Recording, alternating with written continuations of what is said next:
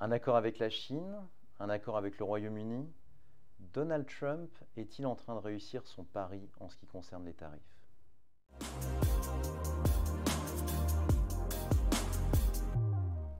Après un début de mandat marqué par des droits de douane supplémentaires sur tous les produits importés aux États-Unis, les dernières semaines ont été marquées par d'intenses négociations avec l'administration Trump. Les premiers résultats de ces négociations commencent à émerger. Hier matin, après 3 jours de négociations en Suisse, la Chine et les États-Unis ont annoncé un accord pour désamorcer la situation.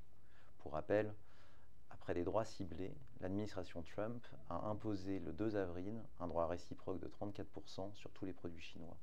En réponse, la Chine a riposté, entraînant une escalade jusqu'à des taux de 125% de part et d'autre. Les deux pays ont convenu d'une trêve de 90 jours à partir du 14 mai pour tenter de conclure un accord. Durant cette période, un tarif réciproque de 10% sera appliqué au lieu des 125%. Sans accord au terme de cette trêve, un taux de 34% s'appliquera. La Chine s'est également engagée à suspendre ou supprimer les contre-mesures non tarifaires adoptées depuis le 2 avril, comme l'interdiction d'exporter certains produits vers les États-Unis. Quelques jours plus tôt, le 8 mai, les États-Unis et le Royaume-Uni ont annoncé un accord commercial.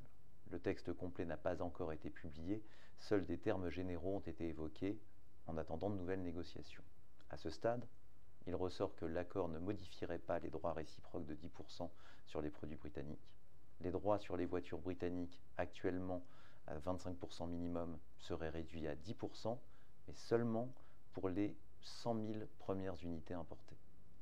Les droits de douane de 25% sur l'aluminium et l'acier seraient supprimés via un système de contingent tarifaire déjà utilisé sous l'administration Biden. En échange, le Royaume-Uni accepterait d'augmenter les quotas sur certains produits agricoles américains, comme le bœuf, mais ne modifierait pas sa taxe de 2% sur les services numériques, ciblant notamment Meta, Google, Apple. Il a toutefois accepté de travailler sur un accord commercial numérique.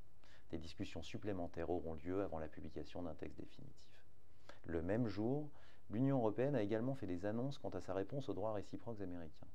Tout en affichant sa volonté d'un accord mutuellement bénéfique, elle a décidé le 8 mai d'ouvrir une enquête pour imposer des droits supplémentaires sur certains produits américains importés dans l'UE et de possibles mesures commerciales sur des produits européens exportés vers les États-Unis.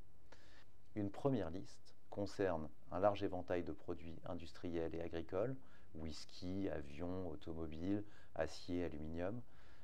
La Commission n'a pas encore communiqué ni les taux ni la date de mise en œuvre, possiblement mi-juillet. Une deuxième liste, plus restreinte, inclut par exemple les déchets d'aluminium.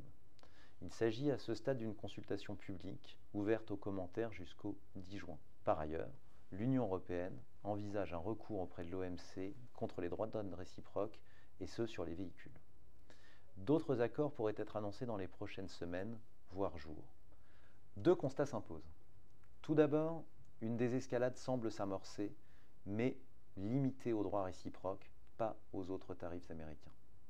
Les États-Unis devraient continuer à imposer un taux de 10% de droits réciproques sur tous les produits, quelle que soit leur origine, taux qui reste encore très élevé pour certains secteurs. Dans ce contexte instable, il est essentiel pour les entreprises d'analyser leur chaîne d'approvisionnement, d'évaluer les impacts potentiels de ces tensions commerciales et de se préparer en conséquence.